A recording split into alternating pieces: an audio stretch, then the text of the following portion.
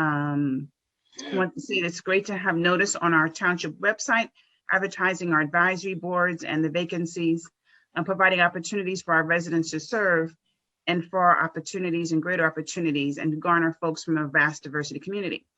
Unfortunately, this is not the case in our land use or statutory boards, whereas was noted on 12 members of the recent appointments are all men, 8 being white males.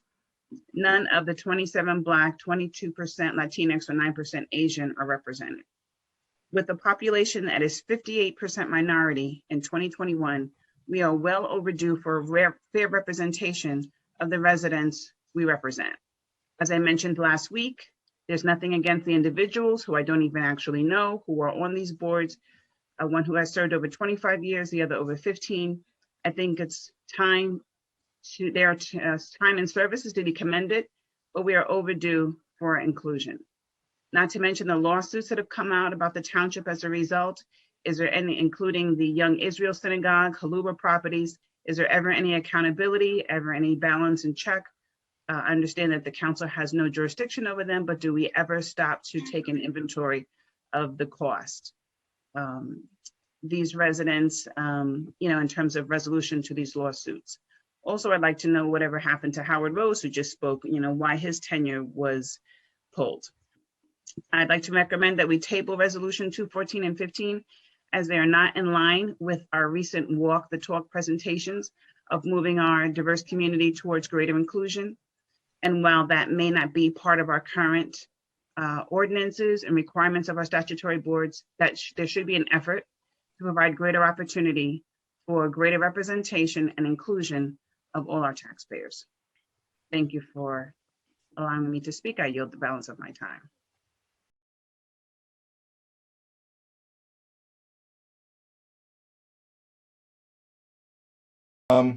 And then the last comment I have is somewhat similar to what I had made in previous meetings and with people on the street, and I know I had some discussions during the July 4th ceremonies.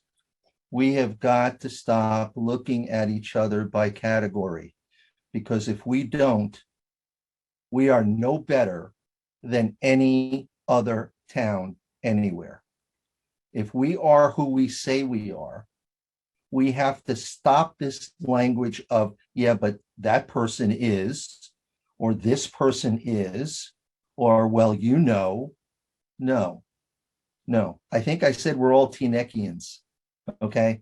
Every color, every race, every religion, everything. We're Teaneckians first. And that's where the dialogue has to be. Not, well, he's not going to do this because of, and you know what? No. This has to stop. We did the walk the talk. We're going to get more, I hope, from the advisory board on community relations about events to try to bring people together. But if we don't stop this ourselves, it will never stop. Stop. Just stop. Okay.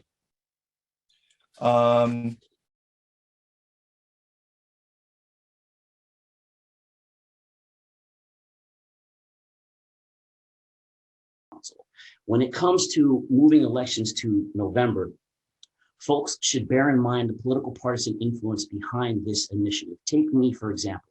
I have a lot of friends in the Bergen County Democratic Party machine, but that doesn't mean I want them telling us in Teaneck who to hire as our CFO, who to hire as our manager, who to hire as our clerk, who to hire as our engineer, and who to hire for any other position in City Hall, or who to hire as our police chief, or who to hire as our fire chief.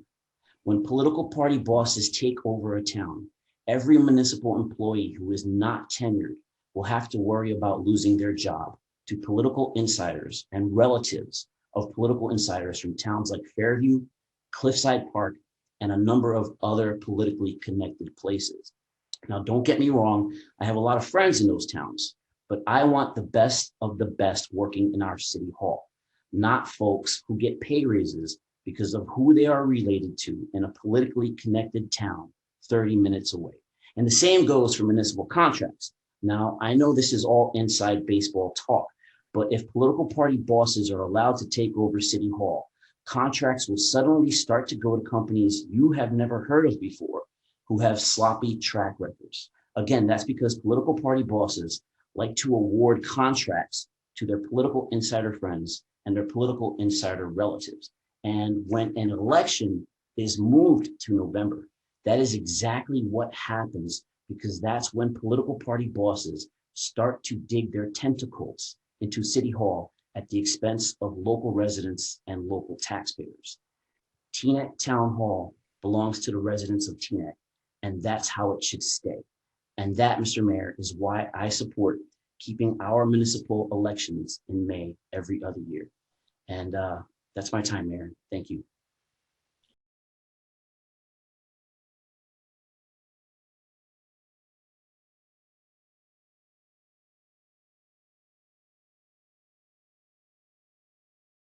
Deputy Mayor Katz. You muted. Oh, thank you. I want to thank everyone for coming out. I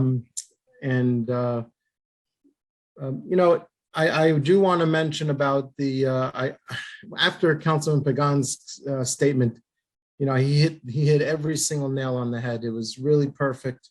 I'd like to take that and publish it a few places because for those who feel that this is not partisan or not being done for partisan reasons, you're either misguided or you don't want to hear the truth. Like I said, I'm going to be working on our own question. Councilman Kaplan and I have been working a little bit to craft some language. So far, I'm in the, are you in favor of keeping elections in May to safeguard Teaneck's nonpartisan status against party bosses and partisan interference? Still may put a little addition on that to give some context on the top. I plan to call out the farce, the one Teaneck farce that it is, and let residents know, listen, if they want other people to pick their manager and pick the different department heads to run the town based on, I guess, donations or however way they pick them, then fine, then vote for it. But if they want Teaneck to be a professionally managed community with professionals running the day-to-day operations, then keep Teaneck nonpartisan. So I will continue to push the message to make it very clear of the potential jeopardy that the community will be putting the town in, I guess, by putting the elections into November. I think that's it. I appreciate it. Thank you.